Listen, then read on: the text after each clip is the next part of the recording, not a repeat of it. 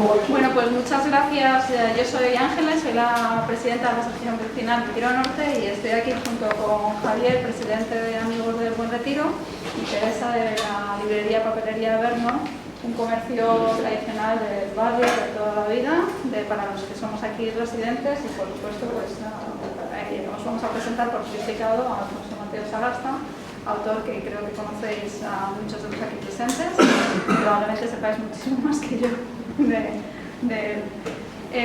Para mí es una maravilla poder estar aquí hoy con todos vosotros, poder organizar este acto.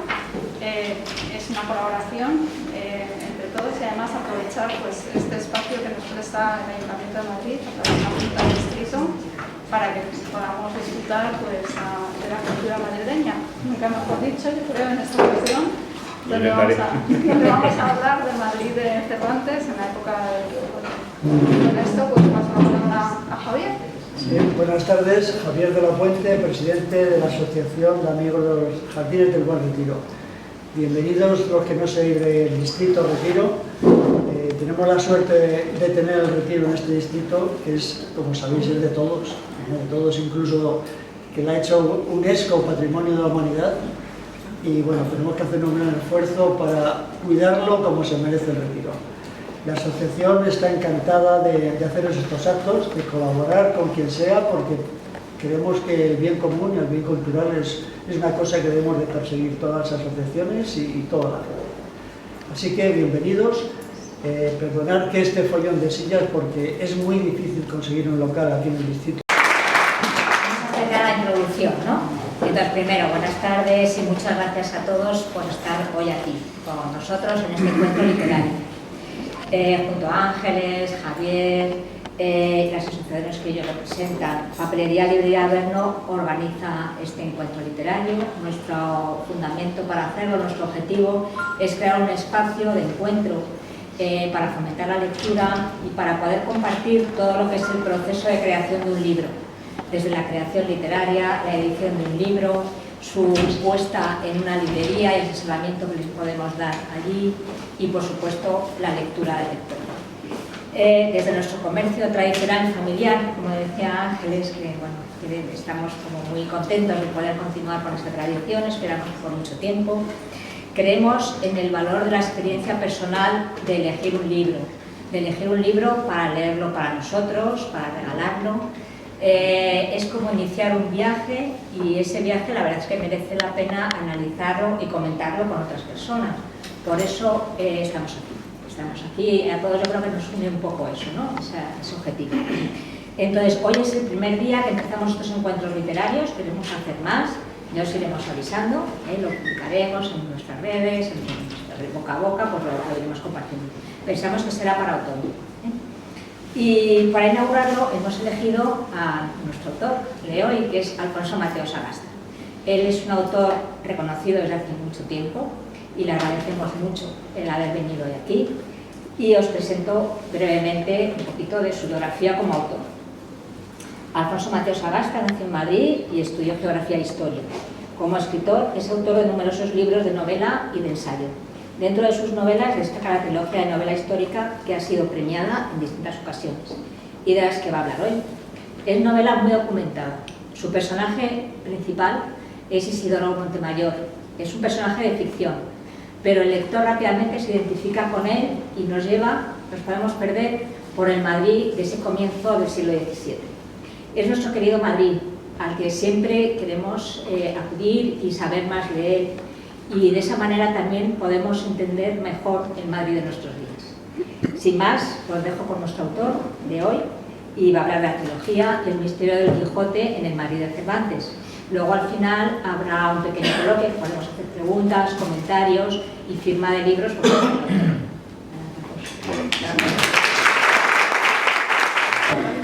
Bienvenidos todos, muchísimas gracias por acompañarme esta tarde. Muchos sois amigos, me vais a oír repetirme otra vez, habéis asistido ya a algunas presentaciones de libros míos, porque no voy a hablar de mis libros discreta y disimuladamente. En principio voy a hablar de Cervantes y sobre todo del Quijote, que es lo que yo entendí un poco lo que el proyecto. Bueno, vamos a hablar del Quijote.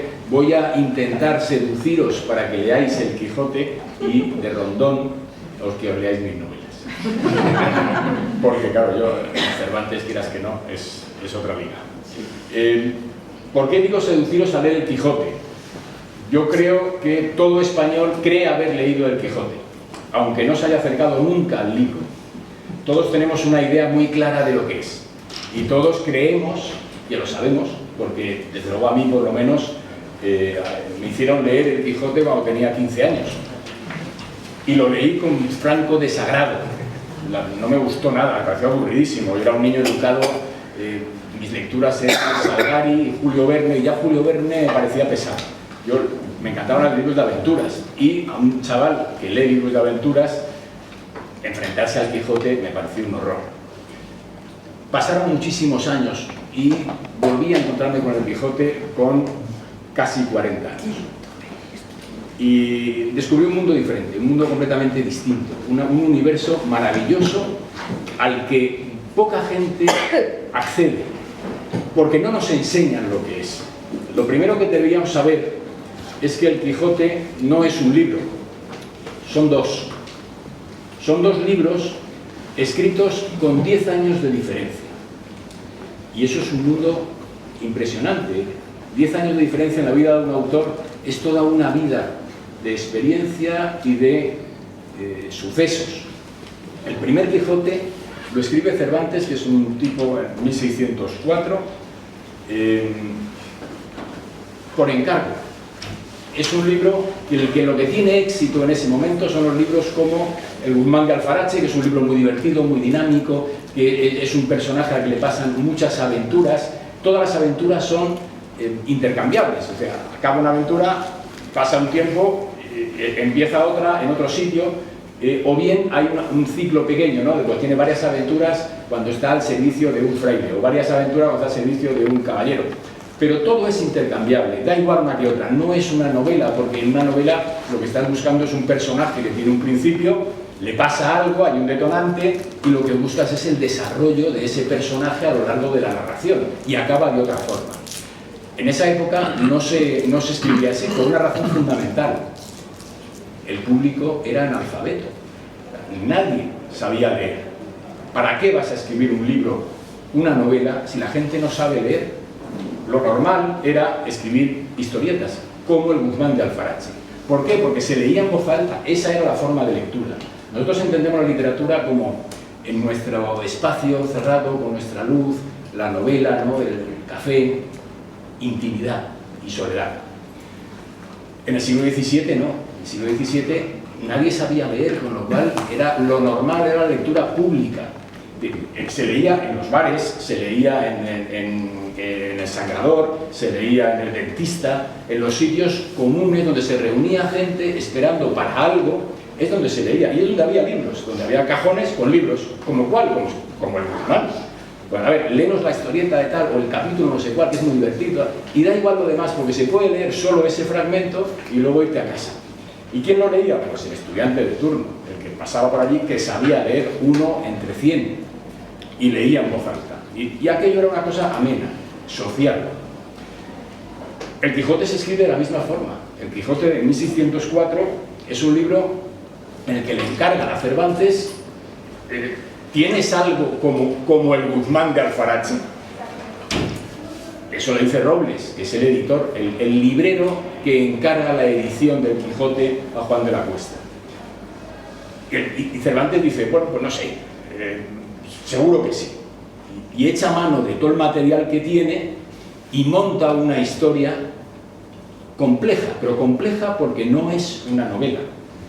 La primera parte del Quijote, lo que llamamos el ingenioso hidalgo Don Quijote de la Mancha, es un libro como el Guzmán de Alfarache, pero que tiene vestigios, tiene visos de que aquello pudiera ser una novela.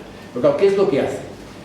Tiene una historia que parece que es una historia, una novela ejemplar, que es la historia del Quijote, que es la primera salida, cuando Don Quijote sale de su casa solo, se va a la venta, lo arma el caballero, se sale de la venta creyéndose armado el caballero y tiene un encuentro con Juan Aldudo, donde lo libera a su criado de que le está dando latigazos, luego se encuentra con unos cabreros que le dan una paliza, y lo recoge un aldeano de su pueblo y se lo lleva a casa. Primera salida del Quijote, 7 capítulos.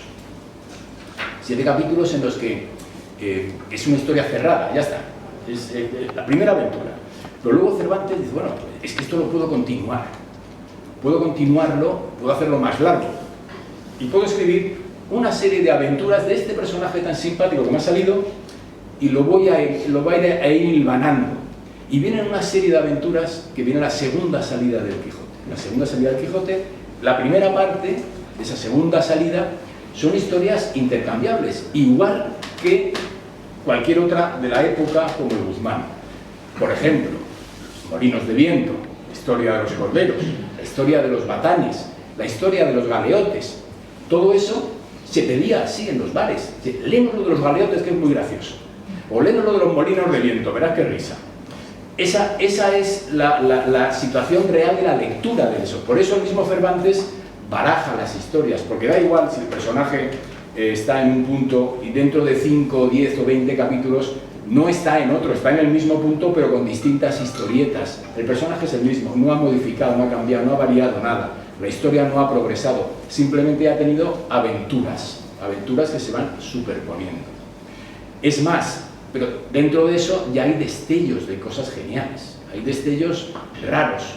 Por ejemplo, la historia de Marcela, la historia donde él mismo va planteando el comprar su propio ejemplar, que es un escritor que empieza a escribir, escribe esa primera historia y en el capítulo 9 de la primera parte se corta. O sea, cuando están en plena pelea con las espadas en alto, con el vizcaíno, se para la narración y dice, se ha acabado el manuscrito, ¿qué hago yo? Y ahí es cuando nos cuenta lo de que va por el Alcalá de Toledo y de repente oye que un tipo habla no sé qué y se ríe y dice, en el Quijote, y dice, coño, esa es la historia que yo estaba leyendo y que que está aquí y la voy a comprar. Es decir, ella rompe la realidad y la ficción y de repente la historia que él está narrando en realidad la ha escrito otro tipo que se llama Alonso Fernández, que se llama Cide Hamete Benengeli, que es un autor que no se sabe muy bien quién es, un autor arábigo que escribe en castellano pero con letras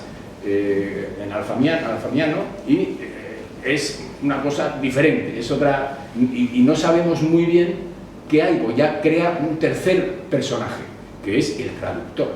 Y ya nos encontramos con una historia en la cual está él, Cervantes, que parece que es el autor de la primera salida, luego Cide Hamete Benengeli, que es el autor del Gran Quijote, y luego el traductor de Cide Hamete Benengeli, que también opina a lo largo de la historia, porque el mismo Cervantes lo dice, bueno, el traductor lo quitó, o no sabemos qué pasó porque el traductor se aburrió o cambió la historia porque el traductor tiene vida, es también autor.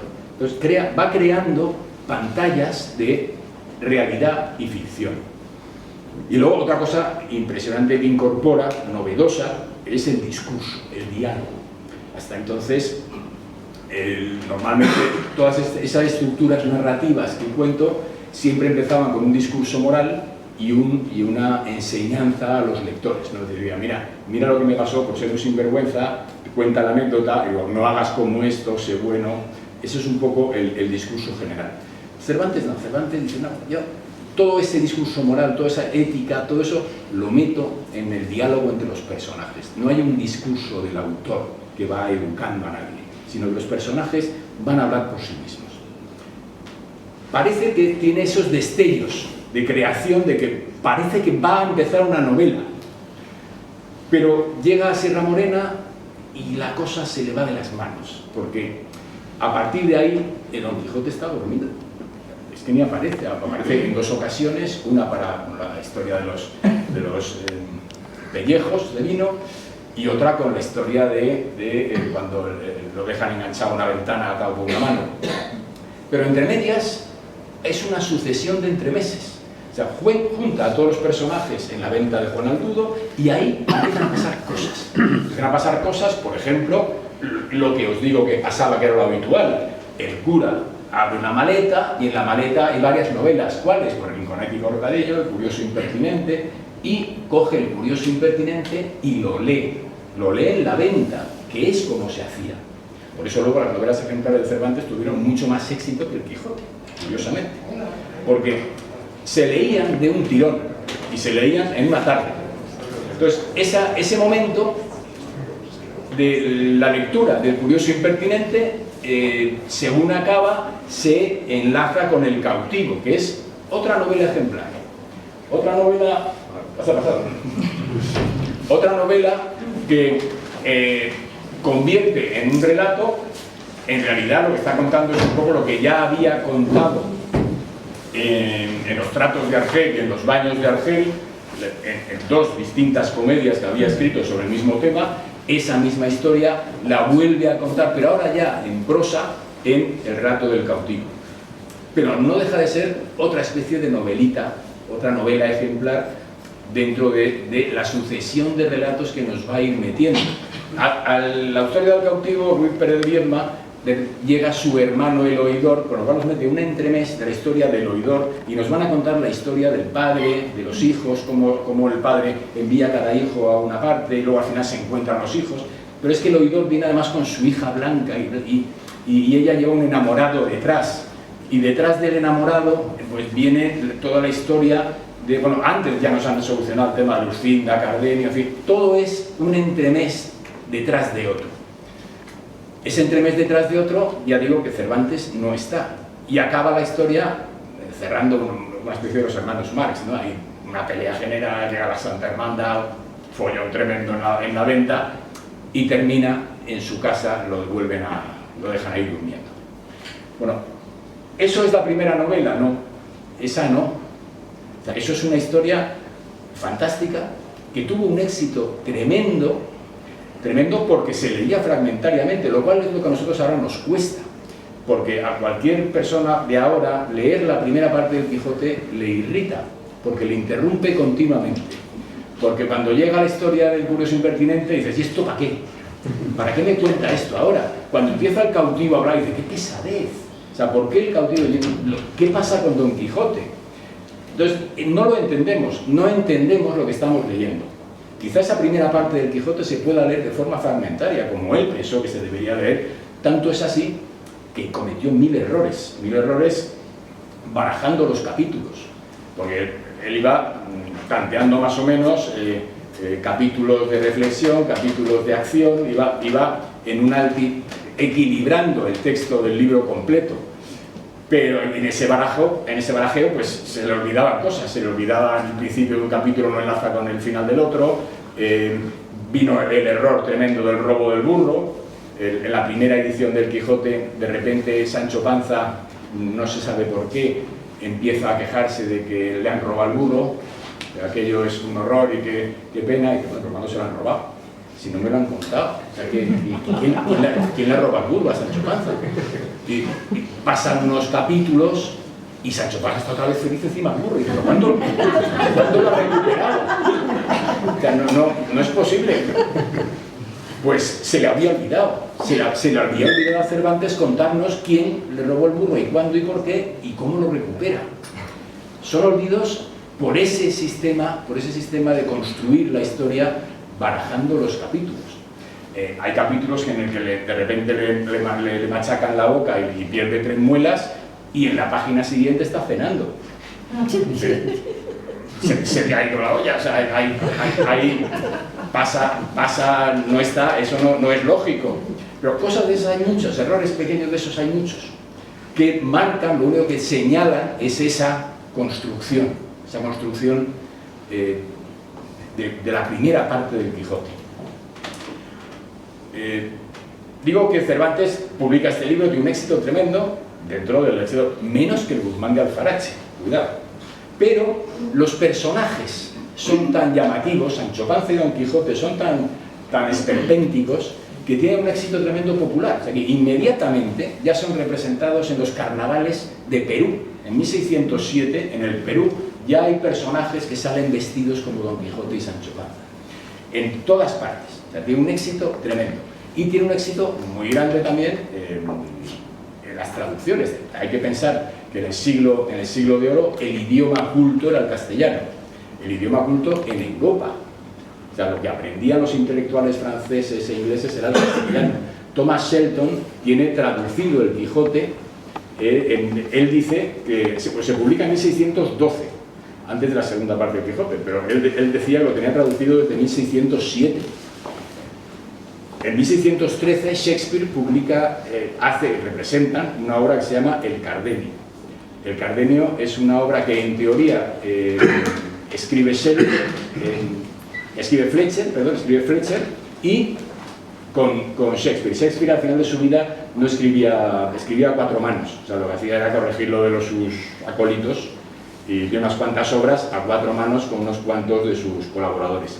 Pues la obra esta de Fletcher es El Cardenio, que está sacada de los personajes de Cervantes, de los personajes del Quijote. Siempre está la duda de si Shakespeare leyó el Quijote o no. Pudo haberlo leído, ya digo, tanto en la edición en manuscrita de Shelton como en la edición editada en 1612. Lo que está claro es que Fletcher sí la leyó porque sacó todos los personajes de allí. Entonces, ese es otro de los grandes misterios, ¿no? Nunca lo sabremos, porque el Cardenio de Shakespeare se perdió en el incendio del Globo en 1613, con lo cual ahí siempre va a quedar ese misterio. Cervantes acaba esta obra, se publica en 1604, tiene éxito y pasan un montón de años, hasta 1614. En esos años Cervantes tiene una vida muy agitada, pasan muchas cosas. Para empezar, que es lo que nos importa más, aparte de sus dramas familiares, nos importa más lo siguiente, que él en 1613 y 1615 publica prácticamente toda su obra, todo lo que tiene lo publica. Publica las novelas ejemplares con gran éxito en 1613. Va a publicar El viaje al Parnaso, está en el 14 está publicado El viaje al Parnaso, La Junta al Parnaso, los entremeses y las 8 comedias y los entremeses sin representar están entregados ya a edición, los va a publicar en 1615. Pero, es decir, y él está dedicado, ya es un hombre mayor, es un hombre enfermo, y que está dedicado a crear lo que él cree que va a ser su obra maestra, lo que él piensa que va a ser su gran legado a la literatura y a la humanidad, que es el Persiles y Sigismunda, que es un libro que hay que leer, que es otra cosa, es una mezcla de novelas, es otra, pero bueno, eso es lo que él cree que va a ser su gran legado, y está dedicado a eso. Y pasa una cosa muy importante. En 1614 hay un tipo que se llama Alonso Fernández de Avellaneda que publica la segunda parte del Quijote. La segunda parte del ingenioso hidalgo Don Quijote de la Mancha. Por don Alonso Fernández de Avellaneda, de Tordesillas, tal. Y es la segunda parte del Quijote. Él coge a Don Quijote, donde lo había dejado Cervantes, lo vuelve a sacar de su casa y empieza una tercera salida enloquecida, pero con una peculiaridad. Eso era normal. Mateo Alemán, con su Guzmán de Alfarache, también había tenido un continuador. Lo normal es que todos los personajes de la época están al servicio de las musas. No existen los derechos de autor. O sea, todos los personajes se pueden utilizar por cualquier poeta. De hecho, por ejemplo, el Orlando Furioso, Orlando Enamorado, Las lágrimas de Angélica, La hermosura de Angélica, pues todo eso, los mismos personajes, pero con distintos libros, de Ariosto, Barahona de Soto, Lope de Vega, Boiardo, en fin, crea un personaje y lo pone al servicio de las musas. Otro lo utiliza y lo devuelve. Lo normal era devolverlo entero. O sea, que el personaje tú lo puedes utilizar, tener una aventura con él, que le pasen mil cosas, pero lo devuelves más o menos como es, ¿no? en equilibrio. Shakespeare hacía lo mismo. O sea, por ejemplo, Romeo y Julieta, que conocemos todos, están sacados de una noveleta de Matteo Bandello, italiano. Pero Lope de Vega también. Lope de Vega escribió una comedia que se llama Castelvises y Monteses, que es Romeo y Julieta. O sea, y cualquiera puede hacerlo, cualquiera puede utilizarlo. De hecho, cuando se habla del mundo clásico se sigue haciendo, porque West Side Story también es lo mismo, ¿no? Romeo y Julieta, es la misma historia. Pero vale, O sea, digamos que es legítimo ese uso continuo de los personajes. Pero ya digo que lo normal es alabar al creador y devolverlo entero. ¿Pero qué hace Avellaneda? Avellaneda no alaba al creador. Avellaneda lo que hace es decir que está deseando hacerle perjudicar al creador, perjudicar a Cervantes, que es un viejo, que está enfermo, que es manco, un inútil, que además ha insultado al gran creador de la literatura, al gran creador del teatro, que además es miembro del Santo Oficio, sacerdote, que es Lope de Vega, evidentemente, aunque no dice su nombre. Y lo que quiere es perjudicarle. Y saca un Quijote que en realidad lo que hace es continuar con el hilo narrativo que había planteado Cervantes en el suyo. Yo os digo que Cervantes en la primera parte del Quijote al final parece perder la fe en sus personajes, no acaba de matizarlos, y lo que hace Avellaneda es lo mismo.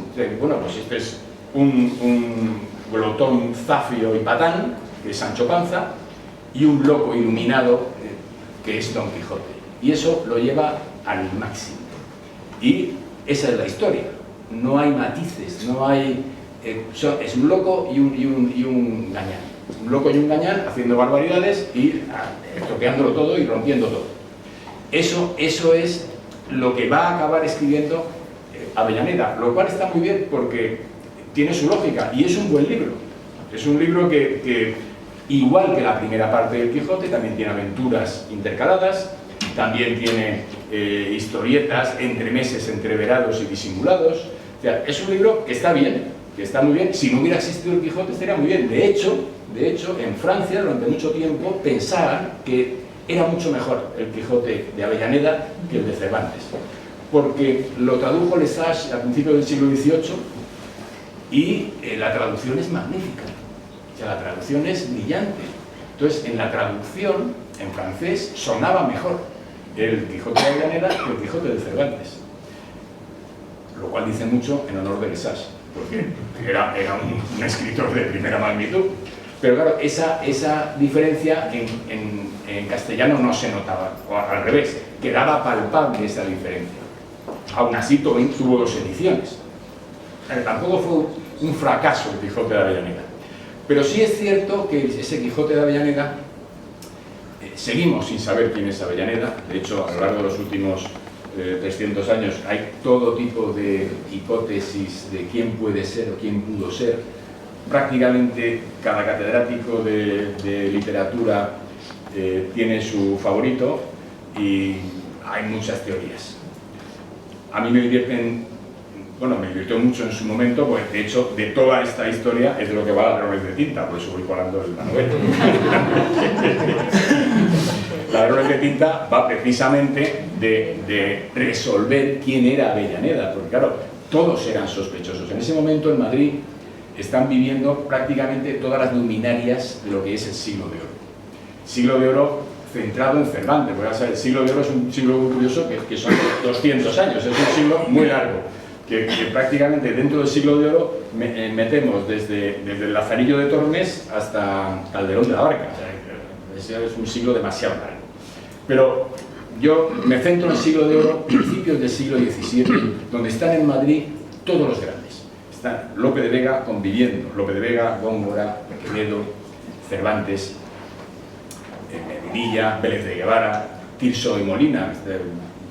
Prácticamente en ese momento ya se ha ido a Toledo para prepararse para viajar a América. Todo ese grupo de autores que conviven y que se odian profundamente entre ellos son los que rodean a este submundo, que es lo que va a investigar Isidoro Montemayor, que es el investigador que va a dirigir toda la historia de Ladrones de Tinta. Ladrones de Tinta, os podéis imaginar, son todos ellos. Aquí no hay prisioneros. Y Cervantes se encuentra con una cuestión, que está cansado, digo que había terminado, toda su obra estaba publicada o se había desprendido de ella, estaba escribiendo el Persiles y se encuentra con la tesitura de tener que contestar este libro. Él se ve en la obligación de responder a Alonso Fernández de Avellaneda. Y entonces escribe una novela. Escribe la primera novela occidental de la historia, que es la segunda parte del ingenioso caballero Don Quijote de la Mancha. La segunda parte del Quijote no se llama el ingenioso hidalgo Don Quijote de la Mancha, es el ingenioso caballero Don Quijote de la Mancha, porque ya es caballero. Es hidalgo en la primera porque se ordena caballero, en la segunda es caballero. La segunda parte es la novela, la fundación de la primera novela, a la que normalmente nunca hemos llegado, o nunca llegamos, porque siempre nos aburrimos en la primera. En la primera siempre nos desalienta. Madre mía, esto es un rollo, me paro. La segunda es la novela. En la segunda Cervantes dice, pa'lante, y vuelca en muy poco tiempo, pues digo, interrumpe el Persiles y vuelca en muy poco tiempo todo lo que lleva en la cabeza. Y vuelca una historia deslumbrante, enloquecedora, en la cual los personajes ya no los abandona en ningún momento, porque él ha leído a Avellaneda, ha visto el callejón sin salida que él había esbozado en la primera parte del Quijote. Y en esa creación tan asombrosa surge la primera novela, donde Don Quijote empieza de una manera y acaba de otra. Ya no puedes leerla entera. Por eso fue un fracaso. En su época, la segunda parte del Quijote se vendió muy poco, porque la gente no sabía leer, seguía siendo una sociedad de analfabetos. Entonces, ¿a qué te vas a comprar un libro? Eso no lo compraban en los bares, no en las tabernas, ni en las posadas, no, porque es un libro que ya no se puede leer en trozos, hay que leérselo entero. Entonces, pues bueno, para eso se lo compra el que sabe, el que sepa leer, que se lo compre. Pero eran muy pocos. De hecho, cuando muere Robles, que es el librero, le quedan todavía cientos de ejemplares de esa edición, porque no ha acabado de colocarlo. Es verdad que sigue habiendo entremeses dentro de ese libro. Por ejemplo, la historia de las bodas de Camacho, que es, conocéis la historia, es el rico aldeano que se va a casar con una moza muy guapa, que está enamorada de otro, pero claro, como eres el rico, pues obliga. Sin embargo, el otro monta un número, parece que va a morir, hace creer a todos que va a morir y le pide nada más al rico que le deje casarse con ella antes de morir. El otro cede, se casa y la mentira no se muere, ahí te quedas. Es un entremés gracioso, es un entremés cómico. Pero ese entremés cómico ya no lo cuenta como nos ha contado en los entremeses que nos ha ido colando en la posada de Juan, en la posada del final de la primera serie, sino que ya el Quijote está dentro del entremés. Don Quijote es el que dirime la cuestión, el que dice, bueno, pues tenía razón el muchacho, en fin, es el juez, hace de juez, está presente permanentemente. Es una de las grandes dudas sobre la obra que os he dicho de Shakespeare. No sabemos si Shakespeare se atrevió a utilizar a Don Quijote o no. Pues Don Quijote es un personaje profundamente complejo para la época, y eso es uno de los grandes descubrimientos. Normalmente hay una cosa que se llama el decoro, que es que los personajes no pueden ser equívocos, no pueden ser grises, tienen que ser blancos o negros. O sea, un noble tiene que ser valiente, desprendido, generoso, y un campesino tiene que ser un gañán, sucio y bullanguero. Y de ahí no hay manera, o sea, y claro, crear un personaje que a la vez es inteligente, que a la vez parece que está loco, pero parece, porque a veces es un tío que razona con mucha cabeza, que no sabes dónde está ni qué es, eso es romper con el decoro, eso es desconcertar al público. Y eso es un riesgo, pero un riesgo que triunfa, porque a la gente le hace gracia. A los que lo oyen dicen, pues genera esa duda, ¿no? Dice, ¿está loco o no? Desde el principio, pues desde el principio de tu vida. ¿Qué dices? Un libro de mis aventuras, ¿pero eso qué es? ¿Cómo? ¿Y qué dicen de mí? Y el libro, y la primera parte del Quijote se convierte en un personaje de la segunda parte, donde además está permanentemente haciendo referencias a si es verdad o no lo que hizo entonces, los errores, esos errores del burro, del encuentro, salen en la segunda parte comentados por los personajes. como diciendo, qué bestia el narrador, o sea, ¿cómo se le olvidó esto? O sea, qué cosa más absurda. ¿Y qué pasó con aquel dinero que encontraron en la sierra? ¿Eso no lo cuenta? No, pues Sancho Panza nos cuenta lo que hizo con ese dinero que sale en la primera parte. O sea, todo eso está en la segunda parte del Quijote. Que curiosamente, claro, en las ediciones actuales, todos estos errores que os digo, la mayoría están corregidos. No están. Normalmente aparecen ya esos párrafos en su sitio, porque Cervantes, vamos,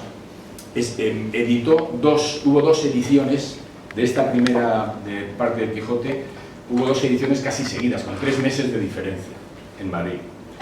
Él se dio cuenta en la primera edición, inmediatamente se dio cuenta de los errores que había cometido, la historia del burro, un error gordísimo. Y se lo dijeron, esto es una barbaridad, esto hay que corregir. Y escribió 2 párrafos para insertar, hacer una nueva edición, insertando esos párrafos, corrigiendo el error. De eso va su peor enemigo. Por si no lo habíais notado. Pero al corregir ese error, no sabemos si él o en la imprenta o dónde, no lo sabemos, se equivocaron otra vez, con lo cual insertaron los párrafos donde no era. Es decir, la segunda edición del Quijote de 1605 es un cúmulo de errores descomunal, en la que ya nadie sabe nada. O sea, aquellos, si lo editaran ahora, fusilarían al editor, o sea, porque es un desastre completo. Eso ya está corregido. Ahora las ediciones que tendréis, la mayoría, está, y normalmente ponen una nota abajo, ¿no? Una nota debajo diciendo, esto es un error, esto está inserto, de tal sitio, es una inserción posterior. Pero ahí están, los errores están. Yo digo por qué. Digo porque pues yo explico esos errores. No solo he hecho los errores, sino quién los hizo y por qué. Eso van las novelas, claro, eso es una libertad que me otorgo. En su peor enemigo hablo de esto, y hablo de un personaje que es Jerónimo de Pasamonte, que es un tipo que escribió una biografía, es un soldado, igual que en la época hay varias autobiografías de soldados. Jerónimo de Pasamonte es uno más. Alonso de Contreras escribió otra, que también es muy famoso. Diego de Estrada, en fin, hay varios autores que escriben sus biografías, que son escritores soldados, poetas soldados. Unas biografías aterradoras. Alonso de Contreras es un animal con pintas, que además en la Liga de Lope de Vega salen a de tinta, evidentemente, porque está en Madrid en ese momento. Lope de Vega normalmente cuando pasaba por Madrid lo cogía en su casa, el capitán Alonso de Contreras. Bueno, pues Jerónimo de Pasamonte escribe su biografía. En la época se supone que los libros circulaban a mano antes de la imprenta. El mismo Quijote posiblemente circuló a mano, escrito en manuscrito, antes de llevarlo a imprenta. ¿Por qué supongo esto? Porque hay una carta anterior a la edición del Quijote en que Lope de Vega, que evidentemente se ve reflejado, ya os digo por qué, se ve reflejado en la primera parte del Quijote, en una carta que escribe dice: el año está bueno de poetas, pero ninguno tan malo como Cervantes, ni tan tonto que critique, que alabe su Don Quijote. Bien, Lope de Vega prohibió a todos los poetas que alabaran el Quijote. Lo normal también en esta época es que los libros, si tenéis curiosidad, podéis ojear cualquier libro de la época, en que siempre hay unos poemas laudatorios al principio. Normalmente otros poetas escriben unos versos, unas quintillas, un soneto, alabando o a los personajes que van a salir o al autor del libro. En el de Cervantes no, en el Quijote todos los poemas del proemio y del final, todos están escritos por Cervantes, porque ningún poeta se atrevió a firmar nada para que lo publicara Cervantes. Nace con la prohibición total de Lope de Vega de ayudar. ¿Por qué? Pues porque Lope de Vega está evidentemente en la primera parte del Quijote, en esa primera parte fragmentaria. Hay una crítica muy grande al final de la primera parte, con un sacerdote que se encuentra al final en el paseo cuando ya están llegando a la aldea, con el sacerdote, en el que critica el arte nuevo de hacer comedias.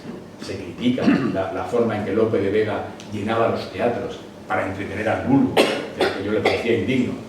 Y esa crítica es una crítica feroz a Lope de Vega y a toda su forma de hacer teatro y a lo que él representaba. Y luego hay otra parte que no sabemos hasta qué punto es real o no. Hay un entremés que se llama el entremés de los romances, que es una obra de teatro en la cual hay un tipo que se llama Bartolo, que se va a casar, entonces está muy angustiado porque se va a casar, entonces está dudando. El caso es que se casa en su pueblo y según se casa se arrepiente de haberse casado, entonces sale enloquecido a luchar contra los elementos y se va a enrolar a la Armada Invencible y le pegan una paliza al salir del pueblo porque va a desfacer en tuertos como Don Quijote y le dan una paliza tremenda, entonces lo trae uno del pueblo, lo devuelve otra vez al pueblo y vuelve con su mujer hocicado y ahí se queda. Dicho así en esquema, suena a la primera parte del Quijote. Lo curioso es que el entremés de los romances está escrito, al parecer, 10 años antes que el Quijote. 10 años antes que el Quijote, y dice, bueno, pues es que esto es la primera salida del Quijote. Esquemáticamente es lo mismo, un personaje que se vuelve loco con los romances, igual que este personaje, y que sale, que le dan una paliza y que lo vuelve a traer al pueblo uno y viene el hombre humillado y feliz a su casa. Puede ser lo mismo. Lo que dicen, que tampoco está claro, es si el entremés de los romances es una parodia de la juventud de Lope de Vega. Lope de Vega, enamoradísimo de Elena Osorio, Elena Osorio le deja por alguien más pudiente, por un conde.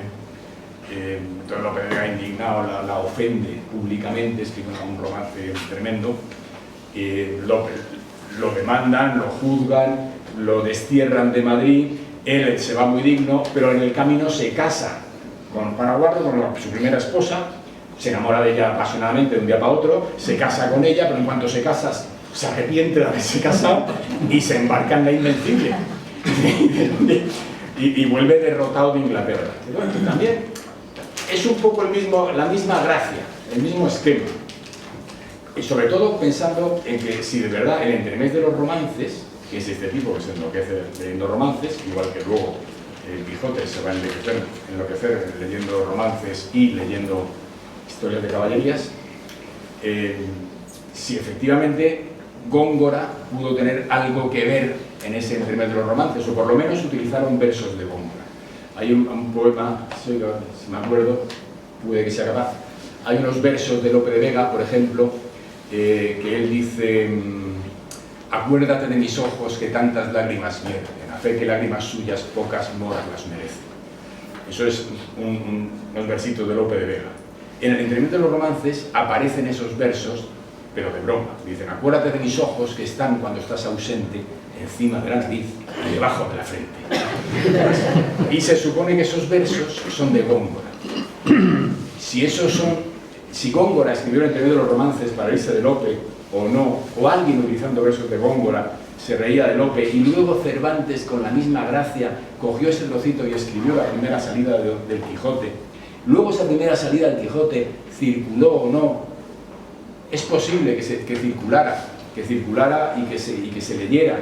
Lo mismo que es posible que el memorial que escribió Jerónimo de Pasamonte para los soldados, normalmente cuando volvían de galeras escribían un memorial de sus méritos para que la corona les diera un trabajo. Y eso es lo que hace Pasamonte, escribe un memorial que luego amplía un poco más, unos años más tarde, pero el memorial primero de Pasamonte es muy parecido al de Cervantes, un tipo que es soldado de los tercios, que combaten el tercio de Nápoles, combaten en Lepanto, que cae prisionero.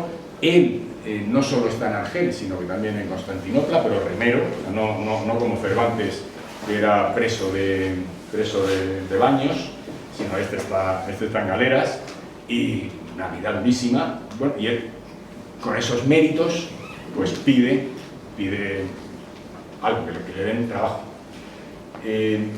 Es posible que ese texto cayera en manos de Cervantes, porque en la historia de los galeotes hay un personaje que se llama Jerónimo de Pasamonte.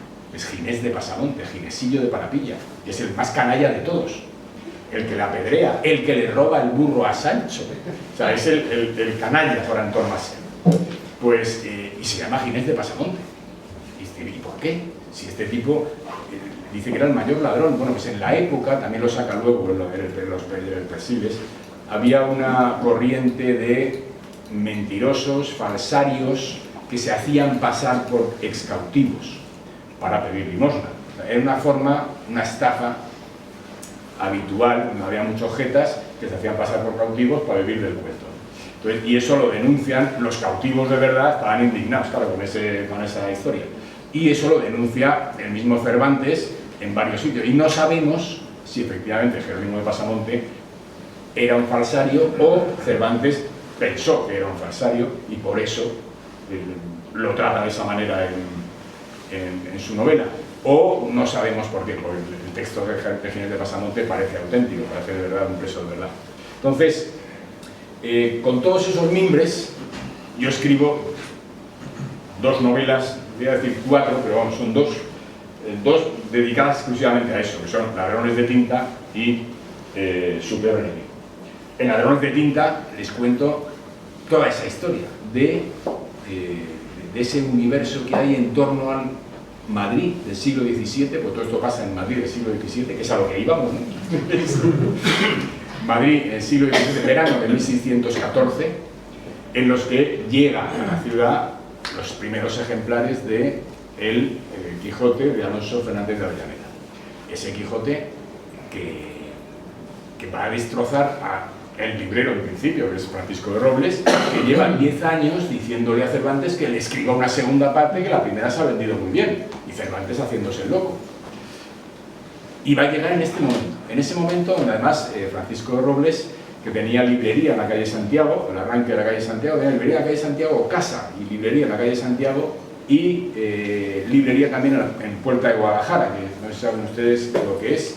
Ahora mismo Puerta de Guadalajara es el cruce en el mercado de San Miguel, hay un ensanchamiento en la calle Mayor de San Miguel, pues eso era Puerta de Guadalajara, ese tramo. Ahí donde nació Lope de Vega, además hay una placa, bueno, aquí nació, y en Puerta de Guadalajara es donde tenía librería Francisco de Robles, pero su casa estaba en la calle Santiago, está al lado de del Palacio, al lado de la Plaza Oriente. Entonces, la calle Santiago va desde la Plaza Oriente prácticamente ahora a la Plaza de Ramales hasta la calle Mayor. Pues ahí es donde estaba la casa de Robles. Y en esa casa, en el sótano, tenía un garito de juego ilegal. Pues, vendía libros como los editores de ahora. No hay mucha diferencia. Entonces tenía el garito de juego ilegal abajo, que se lo cerraron en 1617, hubo una orden de cierre, pero en tiempo de Cervantes, en 1614, funcionaba. Yo lo que hago es crear un personaje que es Isidoro Montemayor, que es un tipo que se dedica precisamente a controlar el garito, es el garitero. Controla a los jugadores, controla las flores, sabe, hay prestamistas, el tipo es el que está al loro de todo. Y Robles le encarga buscar a Avellaneda. Encuentra a Avellaneda para romperle las piernas, prácticamente, no hay mayor interés literario. Para las novelas, la búsqueda de Avellaneda en un Madrid del siglo XVII, que es un Madrid en el cual no había ningún tipo de empedrado, donde se hablaba de losas de palacio, que era el único sitio donde había losas, lo demás eran barrizal, era barro en invierno y polvo en verano, donde no se recogían las basuras porque se consideraba que el aire de Madrid era demasiado puro, y entonces para endurecer el aire y para cortar su peligrosidad, lo que había que hacer es tirar basura en el suelo y dejar que se pudriera, y eso evitaba que el aire nos cortara los pulmones. Es muy de agradecer. Luego llegaba el verano, venían las epidemias y diréis que hay poca basura, porque claro, la ciencia ha ido siempre despacio. Y ese Madrid donde no había alcantarillado, por supuesto, donde todo se vaciaba en la calle, donde se vaciaba en la calle y no se limpiaba, donde todos los bajos eran con animales domésticos, había mercado de verduras en la Puerta del Sol. La Puerta del Sol no era como es ahora, era un pequeño ensanchamiento de la calle Mayor, donde estaba San Felipe, la entrada de Mayor con el sol, San Felipe, al final de Buen Suceso, o sea, pero en realidad era un ensanchamiento, con la iglesia de la Victoria, todo eso era donde estaba la vida, ¿no? la vida de Madrid, la vida en todo ese entorno. Y eso es lo que yo narro, o sea, esa vida, esa cotidianeidad en ese Madrid, donde por supuesto lleno de soldados. Estamos en un momento histórico muy peculiar que se llama la Pax Hispánica, que es que ha habido una serie de paces, la paz de Berlín en el 88, luego la paz de Londres en el 1604 y la tregua con las Provincias Unidas en 1609, crea un momento de paz en Europa que tiene un problemilla, que es que hay miles de mercenarios sin trabajo. ¿Y dónde están todos esos tíos? En Madrid, paseando por Madrid diciendo, ¿y ahora qué hacemos? Madrid en ese momento se convierte en un sitio muy peligroso, donde está lleno de soldados ociosos y esperando una guerra. Que, bueno, intentan que haya una guerra, claro, para llevárselos, pero intentan sacarlos de Madrid, intentan que haya cartillas de enganche para llevárselos a Larache, para llevárselos a África, a ser posible, sacarlos de Madrid. Pero bueno, en ese Madrid donde lo habitual era hacer la rúa, que era recorrer la calle Mayor hasta el Prado y volver los coches se bloqueaban la calle y hacían la compra desde el coche, las mujeres. O sea, todo ese submundo es lo que yo describo en Ladrones de Tinta, buscando a Avellaneda, pero con una peculiaridad, que es que yo creo un personaje, hay una reflexión sobre lo que es la literatura. Yo, estudiando a Cervantes y leyendo a Cervantes, te das cuenta de que él escribe sobre lo que conoce, sobre lo que ve, sobre lo que le rodea, sobre sus amigos y sobre sus enemigos.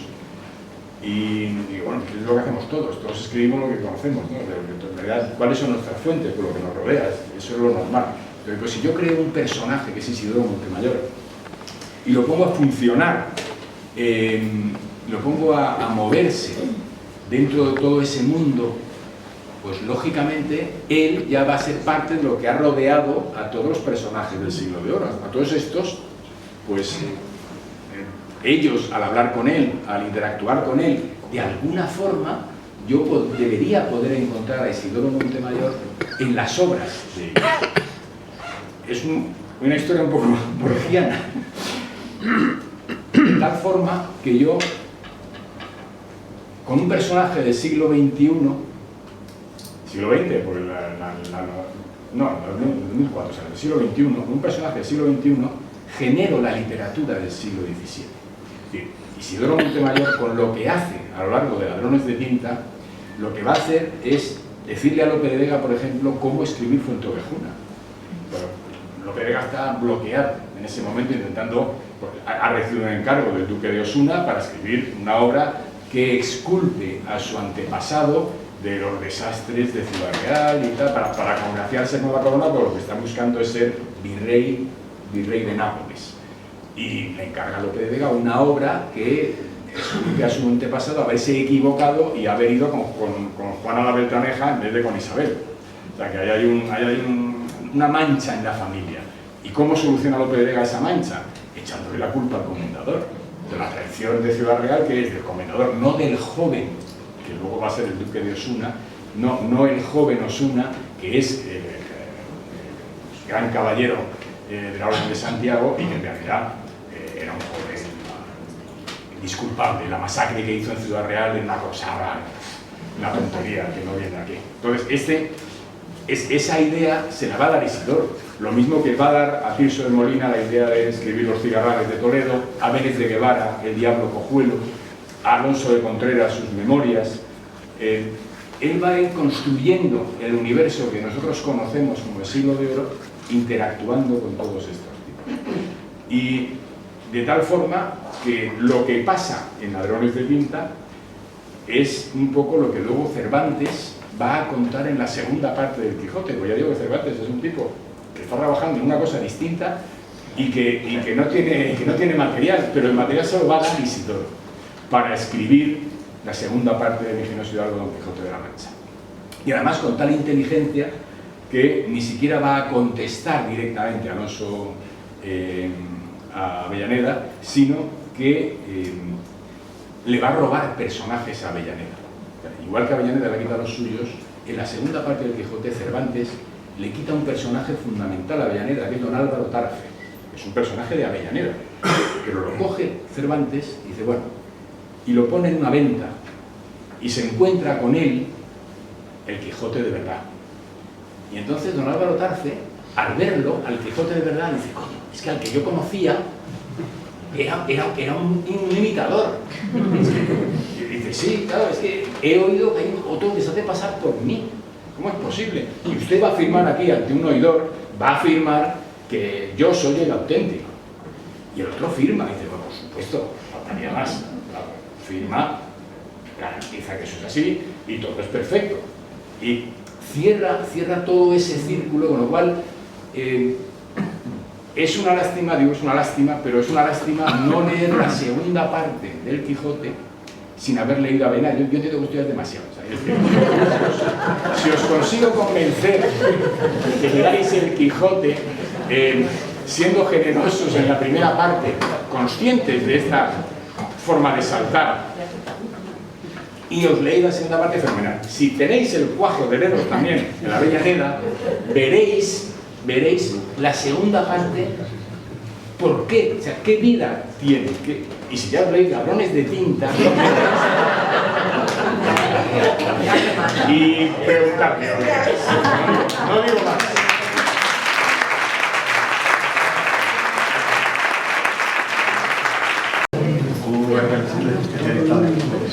Yo, que ha quedado una duda siempre, yo no sé si Sancho Panza es un sabio o es un ignorante. ¿Cuál es? Porque hay veces que lo pone...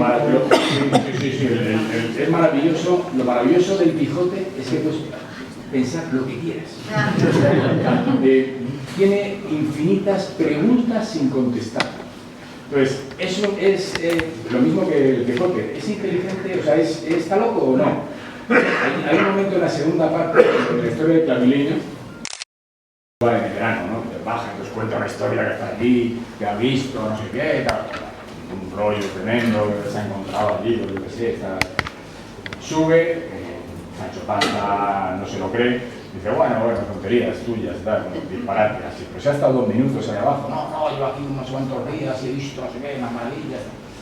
Luego viene la historia de Clavileño. Clavileño, se supone es el caballo este con los duques que vuela, ¿no?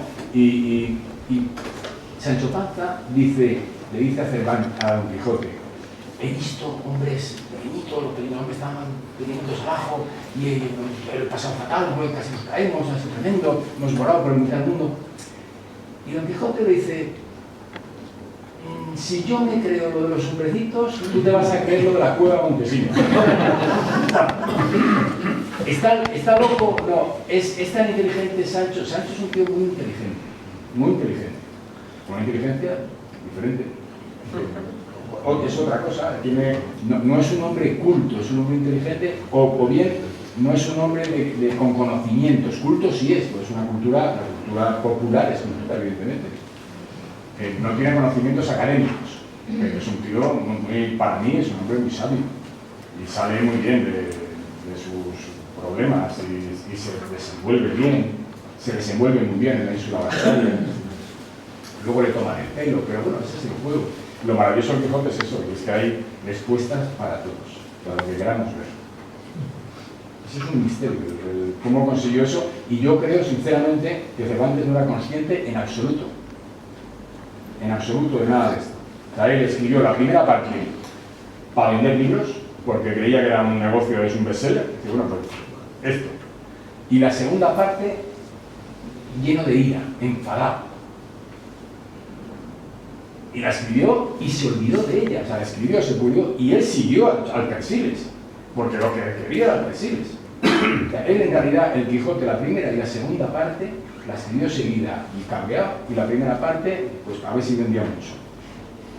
Y en ningún momento pensó que estuviera haciendo nada de valor, un entretenimiento. Pero ese entretenimiento nos genera tantas preguntas, todavía 300 años después, qué milagro. Pero ese es el misterio de... Más preguntas.